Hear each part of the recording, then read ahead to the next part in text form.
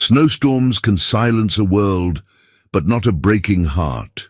On this cold Christmas Eve, a woman sits alone before a fading fire, carrying the weight of a past that refuses to remain buried.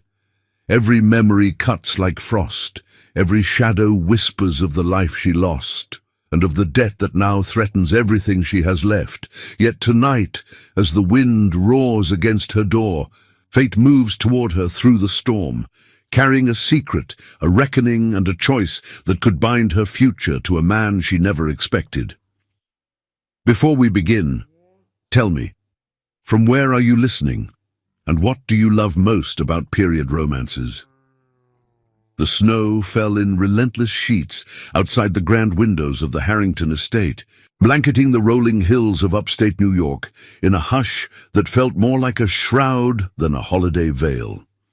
It was Christmas Eve, 1892, and the air inside the drawing room carried the faint scent of pine from the towering tree in the corner, its candles flickering like hesitant stars against the gathering dusk. Olivia Sinclair stood alone by the hearth, her gloved hands clasped tightly over the lace trim of her deep green velvet gown, the fabric whispering against the polished oak floor as she shifted her weight. At 24, she was the picture of poised elegance, high-necked bodice embroidered with subtle holly leaves, her chestnut hair pinned in soft waves beneath a velvet ribbon. But her hazel eyes betrayed a storm brewing beneath the calm. The house, once alive with laughter and the clink of crystal during her parents' lavish gatherings, now echoed with emptiness. Her father, Elias Sinclair, a once prosperous railroad magnate, had passed 2 winters prior, his fortune eroded by bad investments and the ruthless churn of the Gilded Age markets. Her mother, frail and withdrawn, had retreated to a sanatorium in the Adirondacks, leaving Olivia to manage the crumbling estate on her own. Servants had been let go one by one, their wages unpaid, until only old Mrs. Grady remained, puttering in the kitchen with a kettle that barely boiled. Tonight, even she had been sent home early, muttering prayers against the blizzard.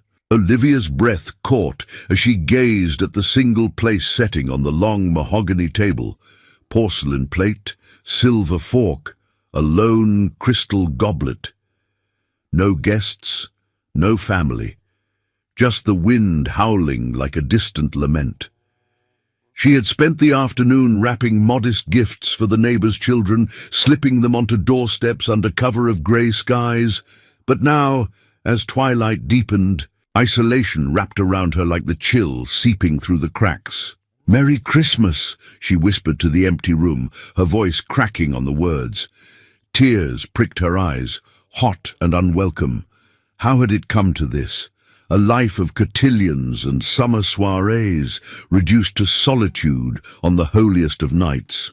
She turned toward the fire, poking at the embers with a brass tool, willing the flames to chase away the ache in her chest.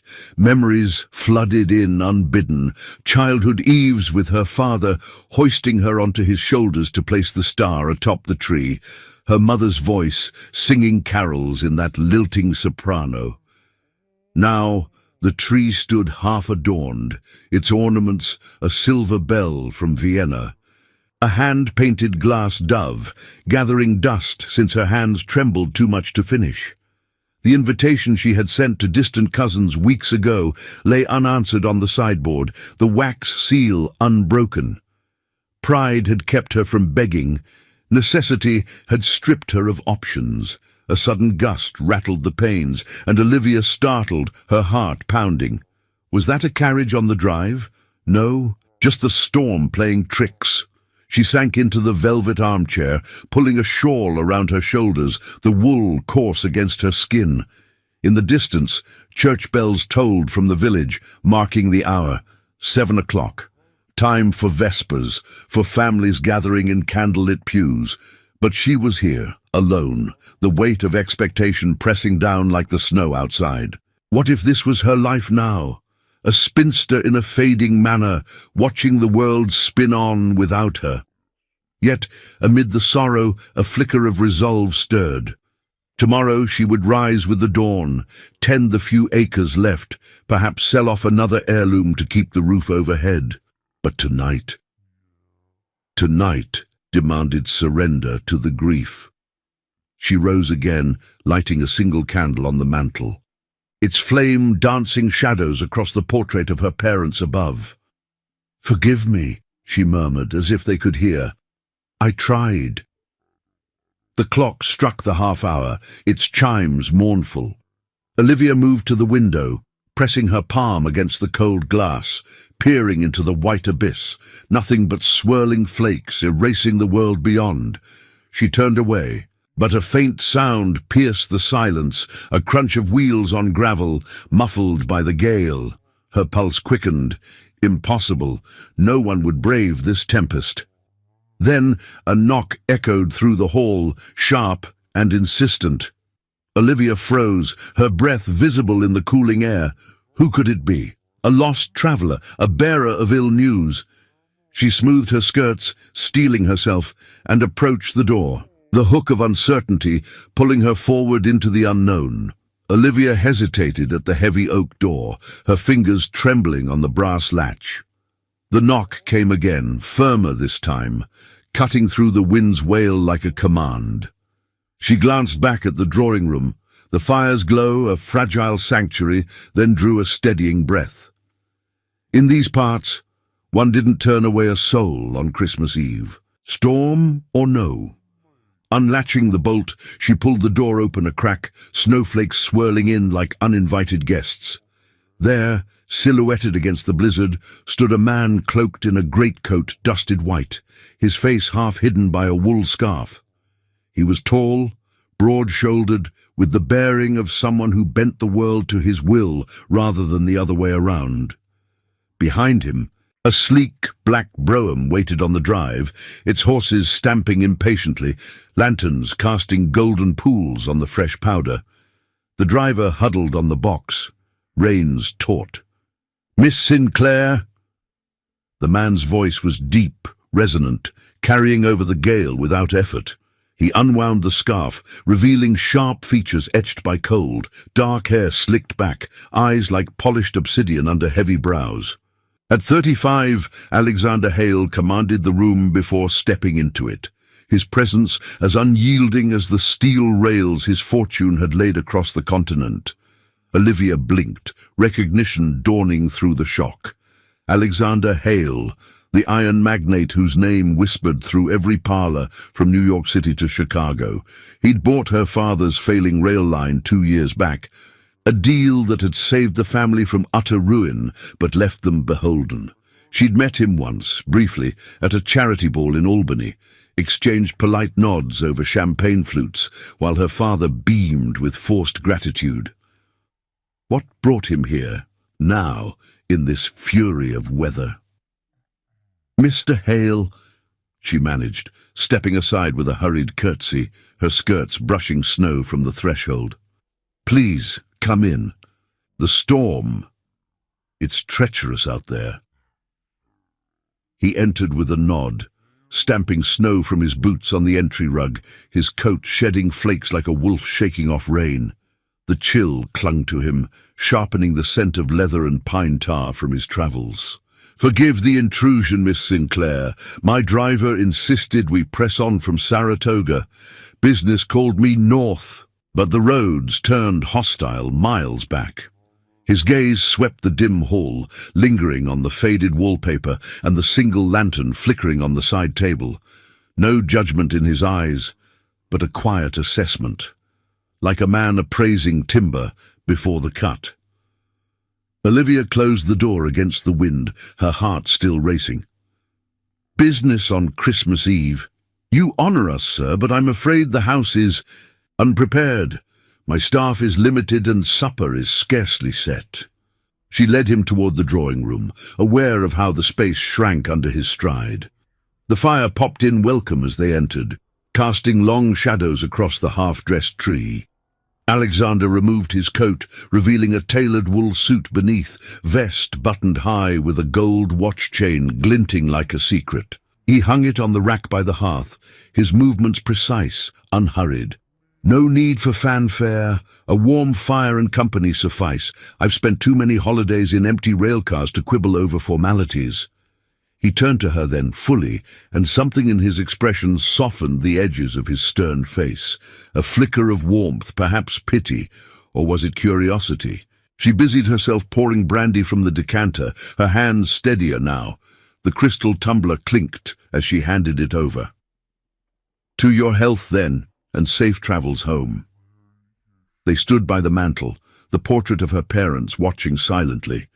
Olivia felt exposed under the weight of his gaze, the gown's lace suddenly too fine for her reduced circumstances. In the Gilded Age's glittering web, a woman's worth tied to her station, and hers teetered on a threadbare edge. Neighbours in the village still nodded politely at Sunday services, but whispers followed her. The fallen Sinclairs, clinging to gentility like a drowning man to driftwood. Alexander sipped the brandy, his eyes on the fire. "Your father spoke highly of this place. Said the views rivaled the Hudson in spring." He paused, glancing at her. "How do you fare, Miss Sinclair? The estate. It endures?" The question hung, polite but probing. Olivia set her own glass down, fingers tracing the etched stem. Endurance. That was her creed now, woven into every dawn. Mornings began at first light, her in a simple muslin day dress, apron tied over, tending the herb garden that barely fed the house. Afternoons meant poring over ledgers in her father's old study, tallying debts that mounted like winter drifts, taxes unpaid, repairs deferred. Evenings brought the quiet rituals, mending linens by lamplight, or reading Dickens to chase the loneliness. Social calls had dwindled. The annual harvest dance in the village hall saw her on the fringes now, skirts too worn for the inner circles. "I manage," she replied, voice even. "The land yields enough to keep the wolves at bay, and Mrs. Grady's scones are a small mercy." A faint smile tugged at her lips, the first in hours. Humour, light as a snowflake, eased the tension. He chuckled, low and genuine, setting his glass aside. A resilient spirit, rare in these times. They fell into easier talk then, of the storm's fury, the village follies, the way candlelight made the trees' ornaments dance like fireflies. For a moment the room warmed, isolation thawing under shared words. Alexander shared a tale of a derailment in the Dakotas, his dry wit painting the chaos without bravado. Olivia found herself laughing, the sound startling in the quiet house, but as the clock chimed 8, a shadow crossed his face. He drew an envelope from his inner pocket, sealed with red wax, stamped in bold script. "I nearly forgot. This arrived at my office yesterday, redirected from the city. It's addressed to you, care of the old rail offices. My man thought it urgent." Olivia took it, her pulse quickening at the unfamiliar hand. The paper felt heavy, ominous. Breaking the seal, she scanned the lines. Colour draining from her cheeks. A claim on the estate, from a distant creditor her father had never mentioned, demanding settlement by New Year's or face seizure. How? The words blurred, but the threat sharpened. Lose the home that anchored her world. Alexander watched, concern etching his brow. Bad news? She folded the letter, forcing composure. A ghost from the past, it seems. The fire crackled, but the warmth fled. Outside, the storm raged on, mirroring the turmoil within. What fresh trial waited in the dawn? The letter trembled in Olivia's hand as the fire's glow danced across the crisp vellum. She read it again, the words searing like frostbite. Elias Sinclair's name stared back at her, tied to a forgotten loan from a Philadelphia bank, collateralized against the very land she stood upon. The sum, $20,000, loomed impossible, a relic from her father's desperate bid to expand the rail line before the crash. Seizure by January 1st. No mercy, no extensions. The estate, her anchor, her legacy, teetered on the edge. Alexander leaned against the mantel, his obsidian eyes narrowing as he caught the pallor in her face. "May I?" He extended a hand, but she clutched the paper closer, instinct shielding the wound. "It's a debt," she whispered, voice fraying at the edges. "One my father never disclosed. They claim the house as surety, if unpaid." She trailed off, the unspoken horror hanging heavy. Eviction, auction, the end of everything. He straightened, the brandy forgotten. 20,000. That's no trifle. But debts like this, they can be negotiated, restructured. You've allies in the city. Olivia shook her head, sinking into the armchair. The shawl slipped from her shoulders, forgotten. Allies? The village merchants extended credit on pity now, not partnership. Her mother's sanatorium bills piled like unanswered prayers. None who could help. Father's associates vanished with the fortune, and She met his gaze, pride warring with desperation. "I'm no businesswoman, Mr. Hale, just a woman holding scraps together." The clock's chime marked the quarter hour, a somber toll. Outside the blizzard howled, sealing them in this fragile bubble.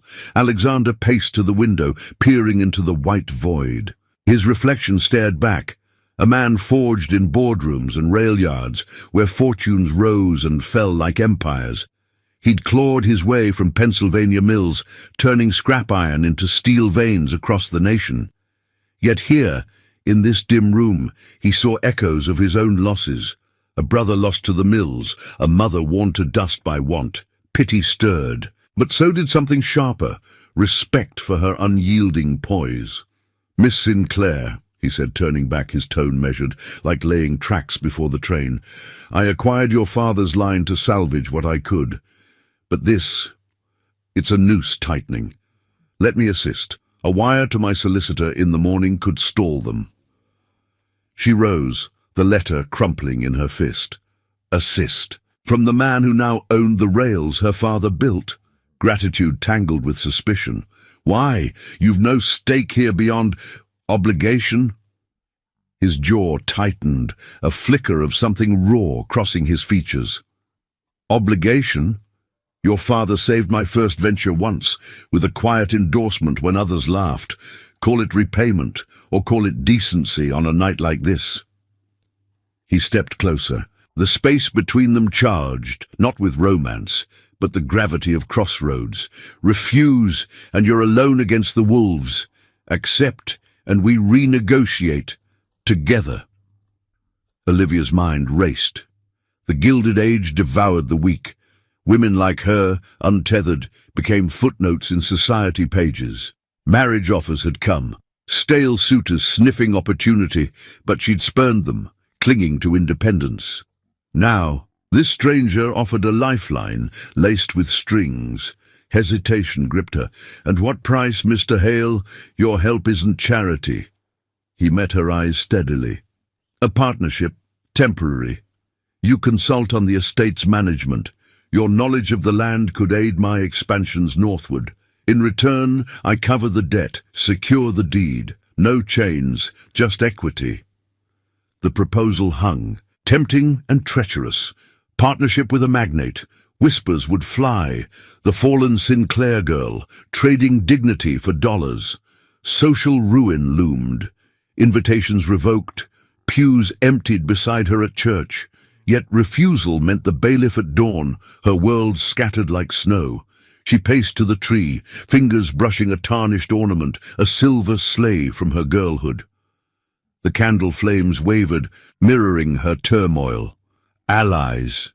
Mrs. Grady offered tea and tales, but no shields. Antagonists? The creditor's name evoked a shadowy figure, Jasper Thorne, a banker with a reputation for crushing debtors like autumn leaves. Rumors painted him as a vulture in pinstripes, feasting on gilded ruins. "I need time," Olivia said finally, voice barely above the fire's crackle. "This changes everything." Alexander nodded, respecting the boundary. "The storm buys you that. We'll speak at first light." He retrieved his coat, but the night pressed on, trapping them. They shared a sparse supper, bread, cheese and Mrs. Grady's leftover mince pies, conversations skirting the chasm. He spoke of rail towns blooming from wilderness, she of the estate's hidden springs that could power mills. Laughter crept in again, tentative, over a tale of her father's ill-fated fox hunt, but as midnight neared, the letter's shadow lengthened. Olivia retired to her chamber, the proposal echoing. Sleep evaded her. The wind's moan mocked her isolation. Dawn would demand a choice, cling to solitude and lose all, or step into alliance, reshaping her fate. Downstairs, Alexander sat by the dying fire, envelope in hand. He'd glimpsed the ledger on the sideboard, debts deeper than confessed. Thorne's claim was no accident. It reeked of sabotage, a rival's ploy to undermine his northern push. But for now, he watched the embers, wondering if saving her meant upending his own guarded world. The first grey light pierced the curtains when Olivia descended, decision forged in the night's forge. "Mr. Hale," she said, entering the study where he waited, papers spread. "I accept, but on my terms, no secrets." He rose, a spark of approval in his eyes. "Agreed." They shook hands over the desk, the pact sealing like wax on a contract. Yet as they wired the solicitor, using the estate's old telegraph key, Morse code, clicking into the ether, the rupture settled. Her status shifted. No longer solitary guardian, but partner in a magnate's realm. Whispers would brand her ambitious, perhaps scandalous. And Thorne. His shadow loomed larger, the first obstacle in a gauntlet of greed and grudge. But the real trial brewed beyond the hills. A summons from the village elder, delivered by a breathless boy at the door. "Miss Sinclair, the bank calls a meeting, today." The choice had altered everything, thrusting her into the fray. What fresh storm awaited in the light of day? The carriage rattled over the frozen ruts of the village road, the estate's iron gates clanging shut behind them like a reluctant farewell. Olivia sat rigidly beside Alexander, her gloved hands folded in her lap, the wool of her travelling cloak scratching against the deep blue serge dress beneath. It was the day after Christmas, 1892, and the world outside gleamed under a brittle sun. Snow-draped evergreens, bowing like courtiers, the Hudson Valley crisp and unforgiving. The meeting at the bank loomed, but first, a detour, a call on the village elder, Reverend Harlan, whose influence could sway whispers before they hardened into daggers. Alexander handled the reins of their borrowed sleigh, his breath fogging the air in steady puffs. No driver this time. He'd dismissed the man to rest the horses, claiming the fresh air sharpened the mind. Olivia stole glances at him, his profile sharp against the white expanse, jaw set like forged steel. Their pact from dawn felt both shield and shackle, his solicitor's wire already dispatched to Philadelphia, buying time against Thorne's claim. Yet doubt gnawed. What did a railroad king want with a woman's crumbling acres? Partnership, he'd said. Equity. But in the Gilded Age's gilded cages, words twisted like vines. They arrived at the parsonage as the noon bells tolled from the steeple, a modest clapboard house fronted by a picket fence, buried in drifts. Smoke curled from the chimney, carrying hints of cinnamon and cloves, post-holiday cheer masking the undercurrent of scrutiny. Reverend Harlan greeted them at the door, his round face flushed under a fringe of white hair, spectacles perched on a nose reddened by cold. At 60, he embodied the village's moral compass, his sermons weaving piety with the subtle barbs of social order. "Miss Sinclair and Mr. Hale, a surprise on this brisk morn." The Reverend's eyes darted between them, curiosity sharpening his smile. He ushered them into the parlour, where a low fire crackled, and a lace-draped table held a silver tea service, steam rising from porcelain cups. 2 women sat there already, Mrs. Edith Langford, the banker's wife, in a bombazine gown of unrelenting black, her greying bun severe, and young Clara Beaumont, the schoolmistress, her sprigged muslin modest, cheeks blooming with youth at 19. Olivia curtsied, the room's warmth pressing against her like judgment. Reverend ladies, forgive the intrusion. We seek counsel on estate matters. She settled onto the horsehair settee, Alexander taking the wing chair opposite, his presence filling the space without apology. Tea poured, the conversation flowed in polite eddies. Weather's mercy, the church's Yuletide pageant. But undercurrents stirred. Mrs. Langford's gaze lingered on Olivia's gown, the fabric fine but frayed at the cuff, a silent tally of fortunes fallen. My dear, it's been ages since we've seen you at services. The storm kept you housebound, I suppose. Her tone dripped honey over thorns, the implication clear. Isolation bred eccentricity. Olivia sipped her tea, the brew scalding her tongue. Indeed, the roads were impassable, but the estate demands my attention. She glanced at Alexander, seeking an anchor, but he nodded subtly, letting her navigate. Clara leaned forward, eyes bright. We've missed your voice in the choir, Miss Sinclair, and the children speak of your gifts, the mittens, the wooden toys. Such kindness in hard times. A flicker of warmth eased the knot in Olivia's chest. Not all eyes judged. Yet Mrs. Langford pressed on, her fan snapping open like a trap. Kindness is admirable, but practicality rules. Word reaches us of financial strains. The bank meeting today. Jasper Thorne's involvement, I hear. A prudent man, Mr. Thorne. He safeguards investments, you know.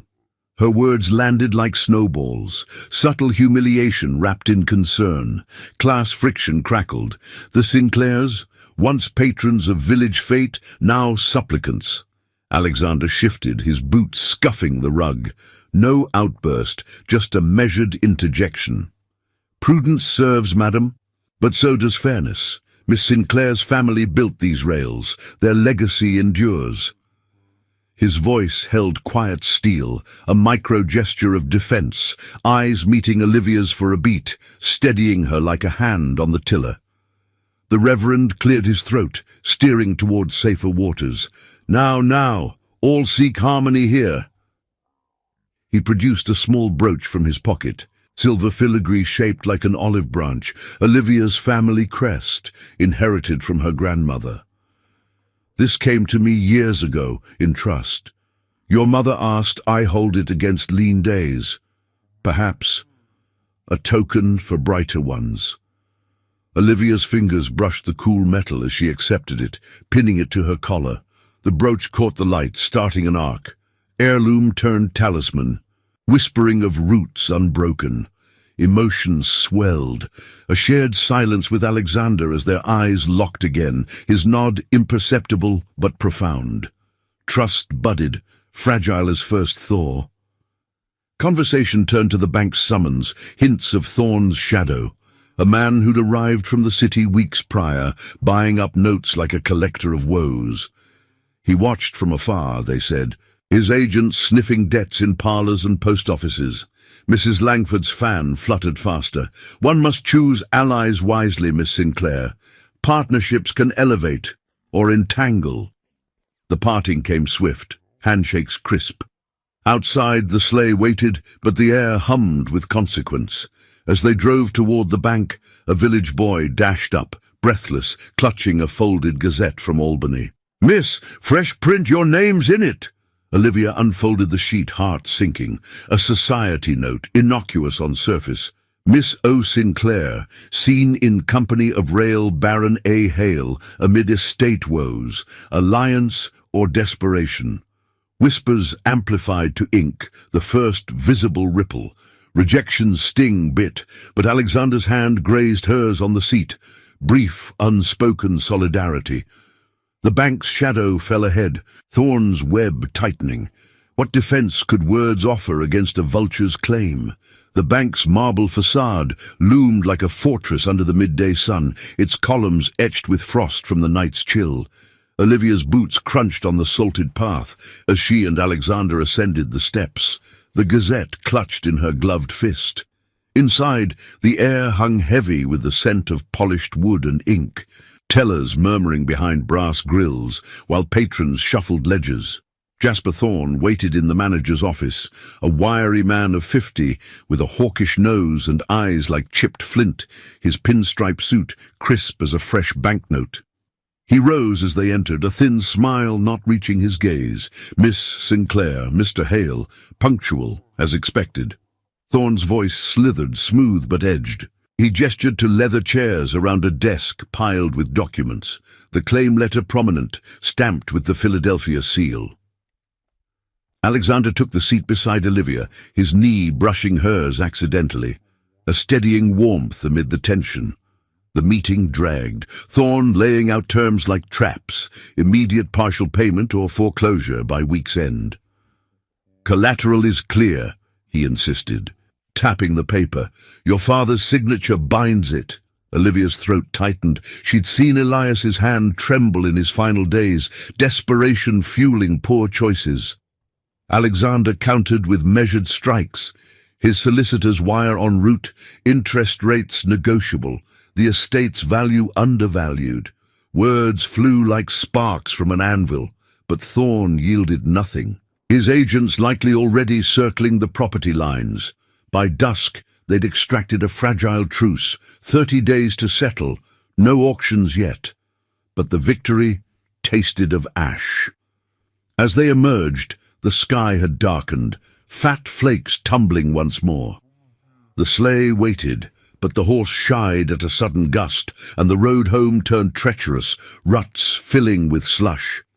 "We press on," Alexander said, voice low. "The storm won't wait." They rode in tense silence at first, the world blurring white. Wind whipped through the canopy, numbing Olivia's cheeks. Halfway up the hill, the sleigh lurched, a wheel catching ice, and they veered into a drift, the runners grinding to a halt. Alexander cursed under his breath, leaping down to dig, but the snow piled relentless, burying the traces. "No sense forcing it," he called back. "We'll walk the rest. The estate's a mile over the rise." Olivia nodded, heart pounding as she stepped into the gale, skirts hiked against the drift. The cold bit deep, but Alexander offered his arm, solid as oak. They trudged together, breaths mingling in clouds, the village lights fading behind. No carriage, no escape. The storm confined them to this raw march, side by side against the elements. The estate's lanterns glowed like beacons when they crested the hill, Mrs. Grady's silhouette at the door. She bustled them inside, clucking over thawed cider and wool blankets by the hearth. "Mercy, you two look like snowmen." The old woman retreated to the kitchen, leaving them alone in the drawing room. Fire roaring anew. Olivia unwound her scarf, pins loosening from her hair, strands framing her flushed face. The brooch gleamed at her collar, a quiet anchor.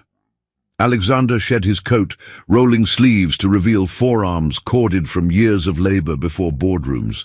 He poured cider, handing her a mug, their fingers brushing, lingering a fraction too long. "To truces," he toasted, but his eyes held more, searching. She sipped, the warmth spreading, thawing not just limbs but walls. The room felt smaller, intimate, the storm sealing them in. "Thank you," Olivia said softly, settling onto the settee. "For today, Thorne, he's a shadow my father never escaped." Alexander sat across, elbows on knees, gaze on the flames. "Shadows follow us all." A pause stretched, heavy with unspoken weights. He rose then, crossing to the sideboard where her father's old violin rested, dust-cloaked since the funeral. "You play?" he asked, lifting it gently, bow in hand. She hesitated, then nodded. "Once. For him." The instrument felt foreign in her grasp, strings humming under tentative fingers. She drew the bow across, a halting melody emerging. Silent night, mournful and pure. Notes filled the room, chasing shadows, her voice joining softly. All is calm, all is bright. Alexander watched, transfixed, his stern features softening. When she faltered, he moved to her side, hand over hers on the neck, guiding a smoother stroke. No words, just the music weaving between them, bearing layers. The tune shifted to a folk air her mother favoured, evoking summers by the river, laughter lost to time. He pulled back slightly, eyes meeting hers. "My mother played this before the mills took her." His voice cracked, rare vulnerability etching lines deeper. Guilt flickered there, duty to family pulling him from home young, fortunes built on backs like hers. "I left her waiting one Christmas, promised to return, never did in time." Olivia set the violin down, the shared sorrow a bridge. "I understand loss, father's debts. They were his way of providing, but they chained us." Tears welled unbidden, she dashed them away. "Duty blinds us." He reached out, thumb brushing a stray tear, gentle, not possessive. "Not anymore, this partnership, it's more than ledgers. I see your strength, Olivia." The name slipped intimate, changing the air's temperature. A tacit promise hung. Allies, not just in business, but against the world's cruelties. Trust bloomed, warm as the fire, without crossing to passion's edge. They talked then, voices low, his lonesome climbs from poverty, her quiet battles mending a fractured world. Laughter threaded in, light over a shared memory of bungled dances at cotillions. The storm outside raged, but here connection fortified. Mrs. Grady knocked later, bearing stew, but as midnight neared, a rap at the door shattered the hush. The housekeeper returned, face pale, a sealed missive in hand. "From the village, miss, urgent, from Mr. Thorne's man." Olivia broke the wax, heart sinking. A counteroffer. The truce revoked unless she met alone at dawn, or face immediate levy. The antagonist stirred, his move a chill wind through their fragile warmth. Alexander's jaw set, but the note lowered the tide, pulling them back to peril. What demand waited in the grey light? The dawn light filtered through the frost-laced windows of the estate, painting the study in pale greys and blues. Olivia stood by the desk, the missive from Thorne's man crumpled in her fist, its ink smudged from her grip. The counteroffer burned. Meet alone at the bank by sunrise, or the truce dissolved, bailiffs dispatched by noon. No mention of Alexander, no quarter for their partnership. The storm had cleared overnight, leaving a brittle calm, but inside her, turmoil churned like the Hudson in flood. She glanced at the violin on the sideboard, its strings still humming in memory from the night before. Their shared melody, his hand guiding hers, those moments had cracked her isolation, forging a fragile trust. But now, Thorne's shadow eclipsed it, demanding solitude. To go alone risked everything, to refuse invited ruin. Alexander stirred in the armchair across the room, where he dozed fitfully after poring over maps of her land's potential rail routes. His eyes opened, sharp and alert. "You're not going," he said flatly, rising to his full height. His shirt sleeves remained rolled, a remnant of their late vigil, forearms marked by faint scars from rail yard brawls long past. Olivia met his gaze, resolve hardening. "I must," he specifies alone. "If I drag you in, he'll cry foul, claim collusion, twist it against us." Her voice wavered, but she straightened her spine, the brooch at her collar catching the light like a defiant spark. "This started with my father's debts. I'll face it head on." He crossed the room in 2 strides, stopping inches away, the scent of wool and resolve clinging to him. Head on means walking into a trap. Thorne's no banker. He's a scavenger. I've crossed paths with his kind in Pittsburgh, men who buy notes to break backs, not build fortunes.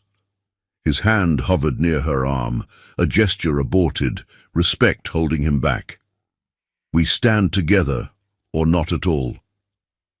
The clock on the mantel ticked relentlessly, marking minutes to dawn. Mrs. Grady shuffled in with a tray of black coffee and hasty biscuits, her eyes wide with worry. "The boys waiting outside with the sleigh, miss. Roads are clear, but the cold bites fierce." She set the tray down, retreating with a murmur about prayers. Olivia poured a cup, the steam rising like a veil. Together then, but discreet. Wait in the shadows. Compromise, born of necessity. They ate in silence, the partnership's warmth from the night, cooling under threat. Alexander sketched a hasty plan on scrap paper, entry points to the bank, escape if needed. But doubt lingered in his furrowed brow. Trust, so newly kindled, now strained like a bowstring. The sleigh cut through the village as the first rooster crowed, hooves muffled on packed snow. Olivia arrived at the bank's side entrance alone, as instructed, her breath clouding in the frigid air. Alexander melted into the tree line opposite, a dark figure against the white watching. The door creaked open, and a clerk ushered her into a back chamber, not the manager's office. Dim, stuffy, lit by a single oil lamp. Thorne waited, perched at a scarred table, flanked by two burly men in ill-fitting coats. His enforcers, no doubt. Miss Sinclair, punctual, wise. Thorne's smile twisted, revealing yellowed teeth. He slid a sheaf of papers across the table, the original loan, endorsements in her father's shaky hand, and worse, a ledger excerpt showing forged dates, inflating the debt to 30,000. Your alliance with Hale complicates matters. Whispers in the city say you're peddling land for his rails. Scandalous for a lady of your standing. Olivia's stomach knotted, but she kept her chin high, gloved hands flat on the table. Scandalous or strategic? The debt is father's, not mine. Renegotiate fairly or face my solicitor's scrutiny. Thorne leaned forward, eyes gleaming. Fairly? Your father's signature seals it. But I offer mercy. Sign over the eastern acres now. Prime for my timber interests, and the house stays yours. Refuse, and I expose it all. The Gazette runs tomorrow. Sinclair heiress in bed with the Iron Wolf, debts buried in dalliances. His laugh scraped, low and vile, chantagem, frontal and foul, aimed at her reputation like a dagger. Heat flooded her cheeks, indignation flaring.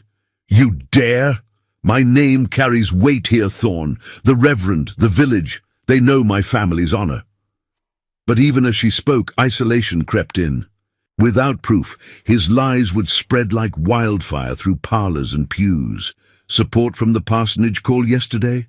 Fragile now, tainted by innuendo. He tapped the ledger. Honor? Your ledgers tell another tale. Unpaid servants, pawned silver. Sign or watch it burn. The enforcers shifted, a tangible threat. Olivia's mind raced. The brooch weighed heavy, a reminder of roots. But this assault severed them. No return to quiet guardianship. The partnership, if exposed prematurely, could drag Alexander into the mire, breaking their budding alliance. She rose, voice steel. I need no mercy from vultures. The truce holds until my man arrives. But as she turned, Thorne's hand shot out, seizing her wrist, bruising, possessive. Think again, girl. The door burst open. Alexander filled the frame, coat dusted with snow, eyes blazing. Release her! His voice thundered, the room shrinking. The enforcers lunged, but he was faster, shoving one aside with a railman's force, grabbing Thorne's collar. Chaos erupted, chairs toppling, fists flying. Olivia wrenched free, heart pounding, but the scuffle spilled into the hall, drawing tellers and patrons. By the time constables arrived, summoned by the commotion, the damage etched deep. Thorne, nursing a split lip, spat accusations, trespass, assault, conspiracy. Alexander, bloodied but unbowed, pulled her outside into the glaring light. We leave. Now. The village buzzed as they fled in the sleigh, stares boring from doorways. Whispers chased them, the Sinclair girl, brawling in banks with her magnate lover. Reverend Harlan's note arrived by noon, polite but pointed, stepped back from entanglements to preserve grace. Allies wavered. Clara's warm words turned to hesitant silence. Olivia's status plummeted, isolation a chasm. The partnership cracked, Alexander's involvement now a liability, his boardroom rivals circling like Thorne. Back at the estate, He paced the study, jaw clenched. This changes nothing. We fight. But she saw the fracture. His world of steel and stocks couldn't abide scandal. It changes everything, Olivia whispered, tears stinging. You've risked too much. Go, before it taints you. He stopped, pain etching his face, the point of no return. Their eyes met, trust shattered like glass. With a nod, heavy as lead, he donned his coat. For now. The door closed behind him, leaving her alone again, the ultimatum from Thorn echoing, sign or lose all. The equilibrium ruptured, exile emotional and swift. What desperate stand could mend the breach? The afternoon sun slanted through the study's leaded panes, casting long shadows across the oak desk where Olivia sat. Her fingers stained with ink from frantic scrawling. The estate felt hollow without Alexander's steady presence, his departure that morning a fresh wound amid the bruises on her wrist from Thorn's grip. She traced the fading marks, anger simmering like embers under ash. Exile. No, she would not cower. The ledger from her father's desk lay open before her, its pages yellowed and dog-eared. Entries in Elias's precise hand detailing every rail deal, every desperate loan. But one notation caught her eye now, a cryptic line from 5 years past. Thorn advance secured against North Woods. Witness H. Langford, Harlan Langford, not the Reverend, but his late brother, a minor clerk in Philadelphia who'd vanished after a scandal. Olivia's pulse quickened. She rummaged in the bottom drawer, pulling out a locked mahogany box. Her father's private cash, key long hidden in the violin case. Inside, a bundle of letters tied with faded ribbon and a small leather diary, its cover embossed with the Sinclair crest. Dust motes danced as she untied the strings, the first letter unfolding to reveal Thorn's signature flourish. Elias, the terms bind us both. Your rails for my capital, no more, no less. Destroy this if you must, but remember our pact. Pact? Her breath hitched. Page after page chronicled manipulations. Thorn inflating debts through forged endorsements, siphoning funds meant for track repairs into his own timber ventures. The diary confirmed it, Elias's confessions in shaky script. Thorn preys on the weak. He twisted my hand, claimed my oversight as collusion. God forgive me for the chains I forge on Olivia's future. A portrait slipped from the pages, sepia-toned, showing her father with a younger Thorn, arms clasped in false camaraderie at a rail, groundbreaking. Testimony enough? No, but seeds of truth. Peak of hope flickered as resolve hardened. Olivia stood, the brooch at her collar a talisman now, pinning resolve to her serge bodice. She penned a letter to Reverend Harlan, not pleading but declarative. The shadows of my father's legacy demand light. I request your assembly at the village hall tomorrow eve, a public accounting of debts long buried. Sealing it with wax, she summoned Mrs. Grady. Deliver this to the parsonage, and fetch ink for more. The housekeeper nodded, eyes gleaming with pride, the first ally in her stand. Word spread like ripples on the frozen pond. By dusk, Clara Beaumont arrived unannounced, cheeks flushed from the cold dash, her muslin skirts muddied. Miss Sinclair, the Reverend reads your missive to the choir.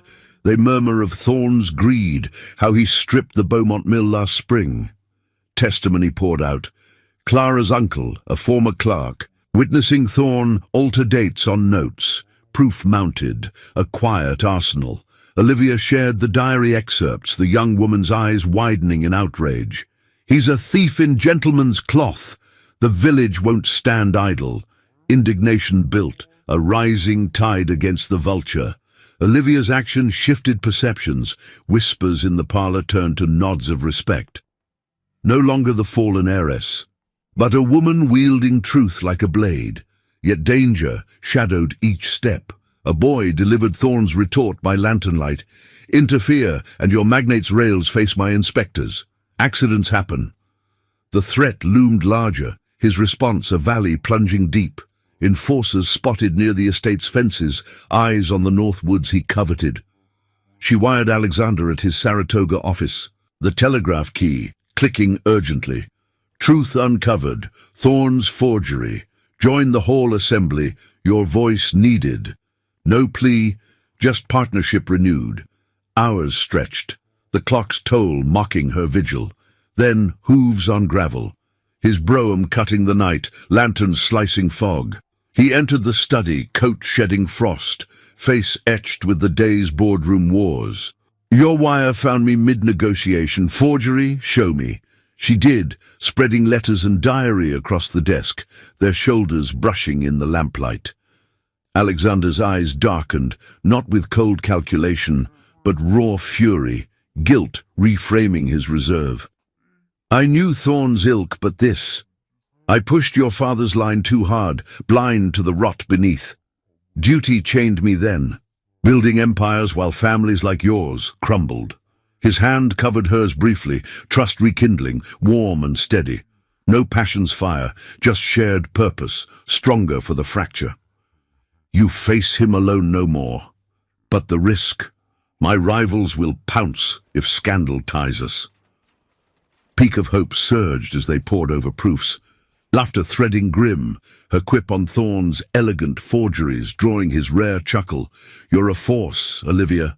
This assembly, it reclaims your name. Reapproximation bloomed, contained, eyes lingering with unspoken vows. Yet the valley followed swift.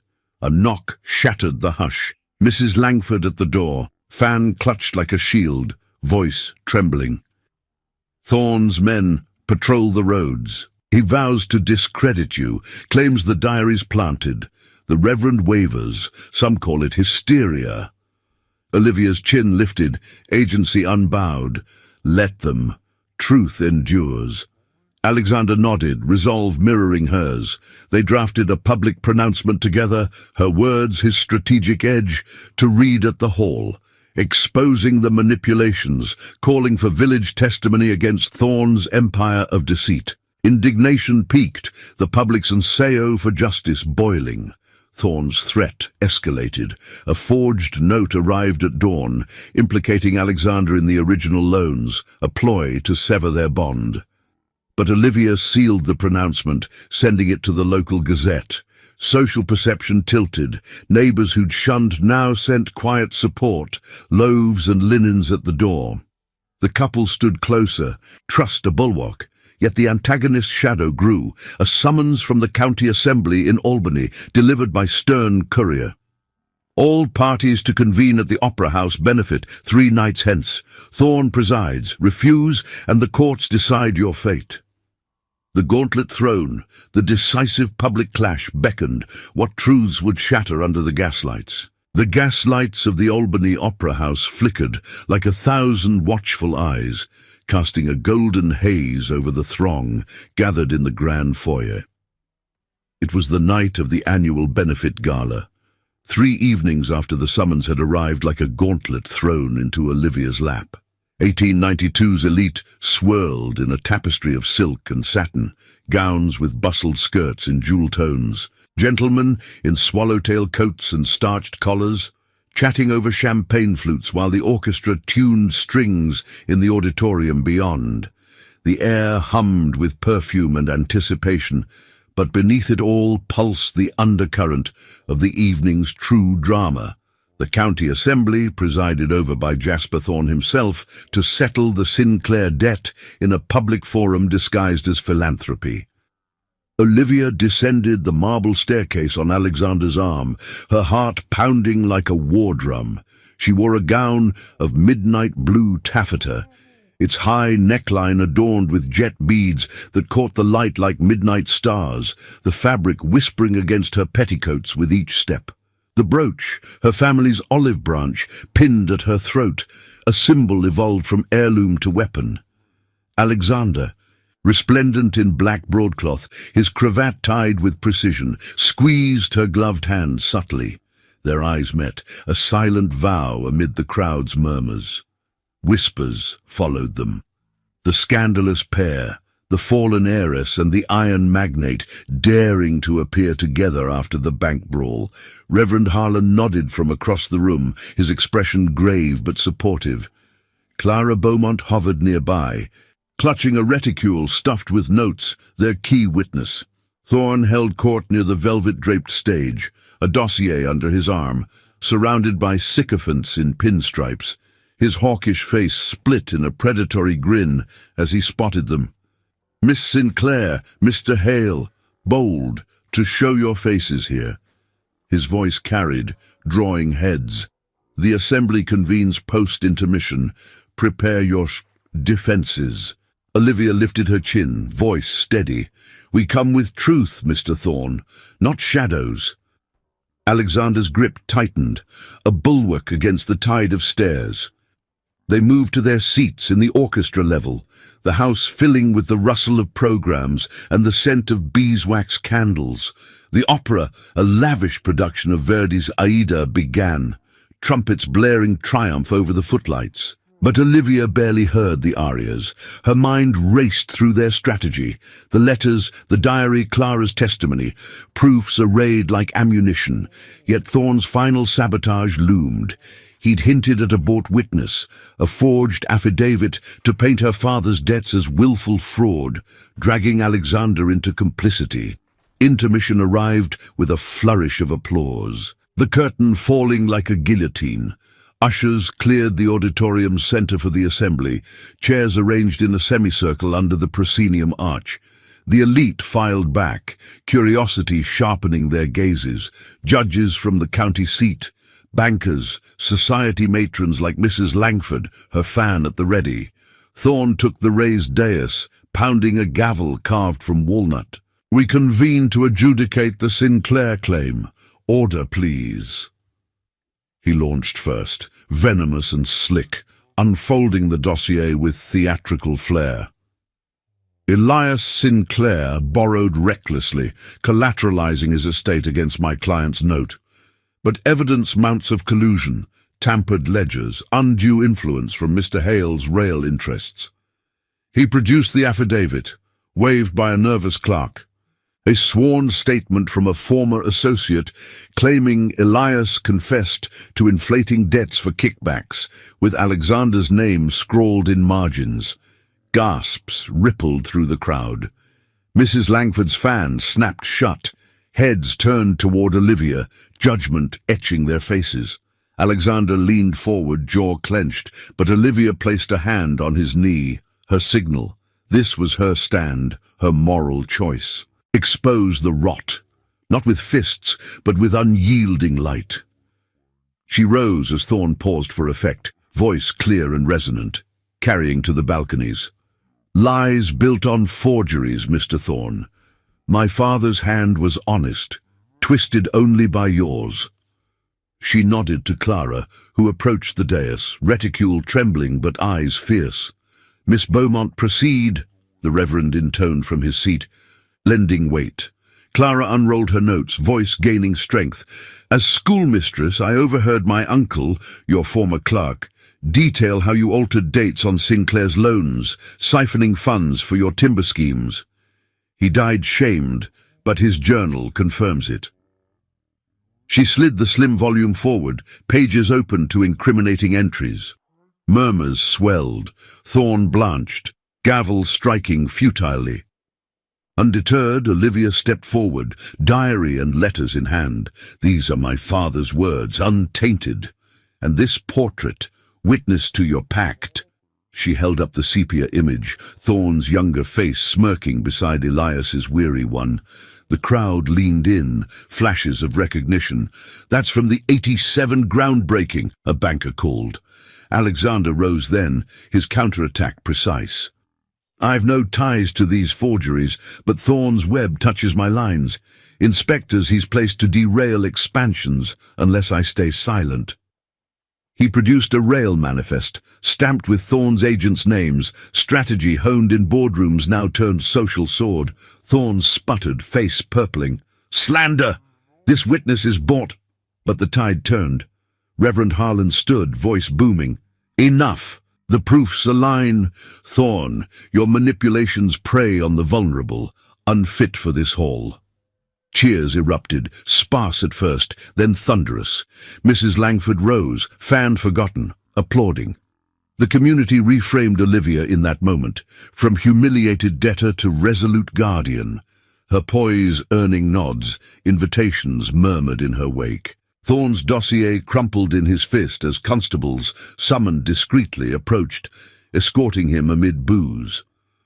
Public humiliation crashed over him like the opera's final curtain, his empire of deceit exposed, notes invalidated by the Assembly's vote. The debt dissolved, the estate secured. Euphoria surged through Olivia as the gavel fell in their favor, the crowd's roar validating every tear, every shadowed night. Alexander pulled her close in the chaos, his whisper hot against her ear. "You did this. We did." The opera resumed, but they slipped into the foyer, the din fading to a hush. Silence wrapped them post-storm, the gaslights dimming as guests departed. In a quiet alcove, away from prying eyes, Alexander's hand found hers, fingers intertwining, a tacit commitment, intimate and profound, promising futures woven not in contracts but in shared light. Yet as they stepped into the night, a courier's shadow lingered at the curb, envelope in hand. What lingering echo of Thorn's fall would test their dawn? The carriage wheels hummed over the cobblestones of Albany's outskirts, carrying Olivia and Alexander away from the opera house's lingering glow. Dawn's first blush painted the Hudson Valley in soft pinks, the air crisp with the promise of renewal after the night's tempest. Thorn's defeat echoed in every headline the morning gazettes would bear. His forgeries laid bare, his timber schemes unraveled by the Assembly's swift decree. The Philadelphia Bank, shamed by association, had wired retraction by midnight, the Sinclair debt nullified. The estate's deed restored in full, free of liens, no auctions, no shadows, just the quiet victory of truth over greed. Olivia leaned against the velvet squabs, her midnight gown rumpled but unbroken, the brooch at her throat now a badge of triumph. Alexander sat beside her, his hand still entwined with hers, the touch a steady anchor in the swaying light. No words passed between them at first. The euphoria from the hall's roar lingered, a cathartic wave washing away months of isolation, yet consequences rippled outward, tying loose threads with deliberate care. Back at the estate by midday, the world shifted. Mrs. Grady flung open the door, her apron dusted with flour from an impromptu victory bake, cinnamon loaves steaming on the sideboard. "The village sings your praises, miss. Reverend Harlan's already preaching on David's sling against Goliath." The housekeeper's eyes twinkled, her loyalty rewarded in the moment. Olivia pressed a small purse into her hands, wages long owed plus a bonus from the salvaged funds. "For your kin in the city," Olivia said softly, "and a cottage on the grounds if you wish it." Mrs. Grady's nod sealed her place, not servant, but family elder in the renewed household. Word from the village arrived swift. Clara Beaumont burst in by afternoon, reticule bulging with donations, linens from the parsonage, books from the schoolhouse. "The Assembly voted reparations from Thorn's seized assets," she announced, cheeks flushed. "A fund for the Mill families he ruined. And for you, Miss Sinclair, a grant to restore the old school wing." Clara's own fate brightened, promoted to headmistress, her testimony earning the community's nod. Even Mrs. Langford sent a stiff note of apology, her neutrality repositioned to cautious alliance. She'd host a spring tea, mending fences with invitations enclosed. Thorn's fall cut deeper, a sanction etched in ink and exile. Constables had dragged him from the dais, his dossier confiscated as evidence. By Evening Telegraph news broke, disbarred from banking circles, his Philadelphia offices raided, timber rights revoked to pay victims. Whispers painted him fleeing west, Chicago's underbelly perhaps, where gilded vultures gathered in anonymity. No trial yet, but the county judge promised one, stripping his prestige like bark from a felled tree. His enforcers scattered, one even confessing to the bank brawl, trading testimony for leniency. The antagonist, once a shadow, now a cautionary spectre, his empire crumbled to dust. As twilight deepened, Olivia and Alexander walked the estate's grounds, snow melting into rivulets that fed the hidden springs. The Northwoods, once collateral, stood untouched, prime now for a legacy born of compassion, not conquest. "No rails here," Alexander said, halting by the brook where her father once fished. "Not if you say no." His voice held transformation. The magnate's edge softened, leadership tempered by her influence. No longer the lone empire builder, he spoke of joint ventures, funds for a village library, shelves stocked with Dickens and Austen, open to all classes. Olivia's vision, a reading room attached to the school, her mother's old piano at its heart, lessons free for the mill children's kin. She turned to him, hazel eyes meeting obsidian, the brooch glinting in the fading light. "Equals, then, in this and more." No grand declaration, just the free choice sealing their bond, an alliance forged in trials, not obligation. From his pocket, he drew a simple gold band, unadorned, no heirloom's weight. "From an Albany jeweler, fresh minted, for a future we build, not inherit." Her fingers trembled as she slipped it on, the metal cool against her skin, a ritual pure and forward-looking. No toxic past, just promise. Whispered vows exchanged under the budding stars. Their lips met then, soft and sure, a kiss born of love, not desperation, not fervent, but profound, sealing transformation. Olivia's voice, once hushed in solitude, now rang with compassion, guiding the library's charter by week's end. Alexander's reserve cracked, his leadership channeling into community rails, lines linking villages, not devouring lands. Together they penned letters to her mother's sanatorium, funds enclosed for full recovery. Elias's portrait would grace the library's wall, legacy honored in action. Coadjuvants found their places. The Reverend, elevated to county chaplaincy, his olive branch brooch returned as thanks. Village merchants, once wary, offered trade credits, their neutrality blooming to partnership. The estate renewed, no more crumbling. Repairs began at dawn, springs harnessed for a small communal mill, powering looms for local weavers. By spring's horizon, the world bloomed. Olivia stood at the window one April morn, Alexander's arm around her waist, watching workers lay the library's foundation.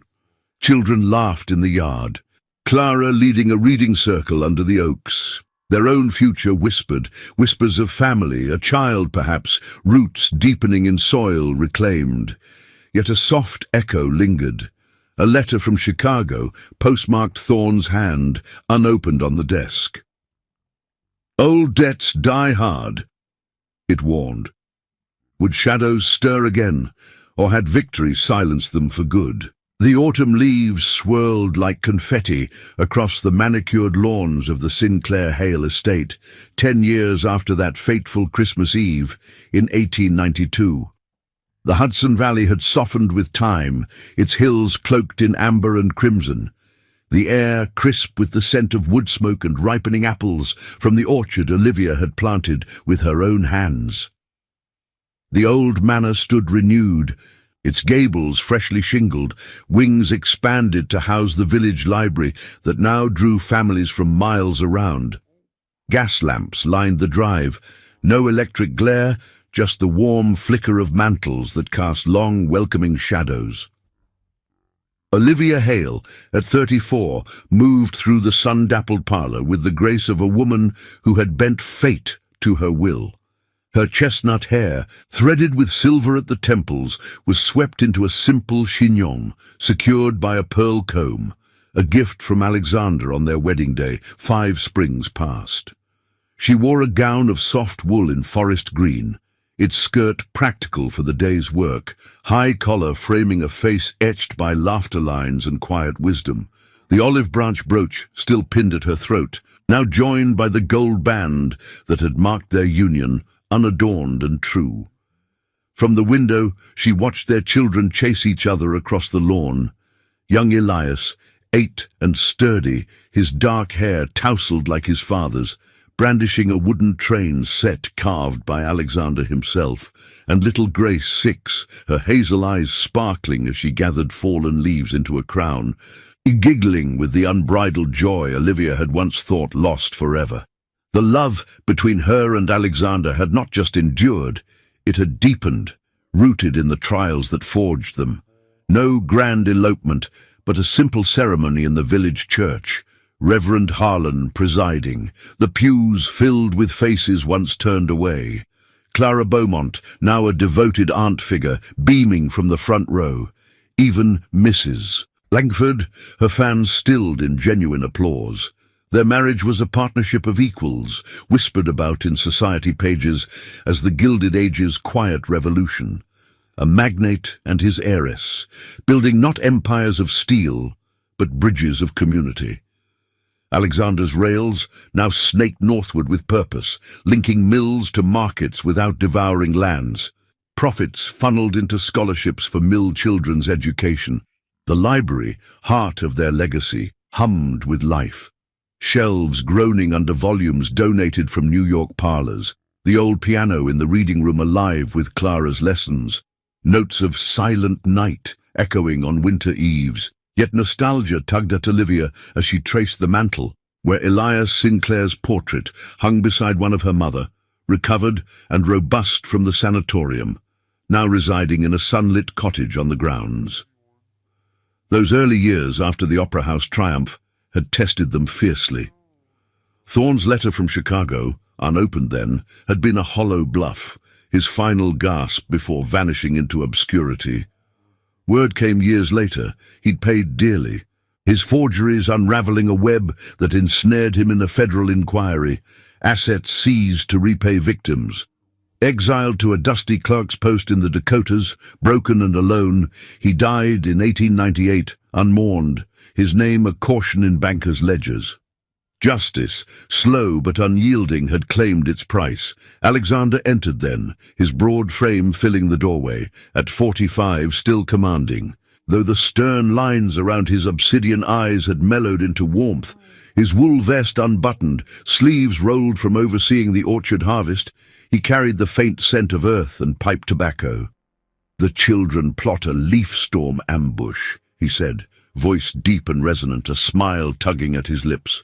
He crossed to her, arms encircling her waist from behind, chin resting on her shoulder as they gazed out together. "Elias insists on engineering a rail from branches to conquer the hill." Olivia leaned into him, her hand covering his, the touch familiar as breath. "He takes after you, ambitious but kind." Emotions swelled, thick and sweet, their love a quiet fire, kindled in blizzards and boardrooms, resistant to time's erosions. No children in the first years, by choice. They'd rebuilt the estate first, mending social fractures with open doors and shared suppers. Grace arrived in 1897, a surprise that bound them tighter. Elias, 2 years later, named for the father whose debts had nearly undone them all. The valley had changed too, woven into their tapestry. Mrs. Grady retired to her cottage, still baked scones for Sunday gatherings, her stories of that stormy eve, a family legend. Clara, married to a kindly teacher, brought her own brood for library afternoons, her testimony long honored in village law. Reverend Harlan, aged but spry, preached annual sermons on resilience, the olive branch his emblem. Even the distant kin, once silent, now visited, ties reforged over harvest feasts. A pang of sorrow pierced the warmth, her mother's passing 2 winters back, peaceful in her bed, hand in Olivia's. "She saw this," Olivia murmured, voice catching. "The home restored, the children, us."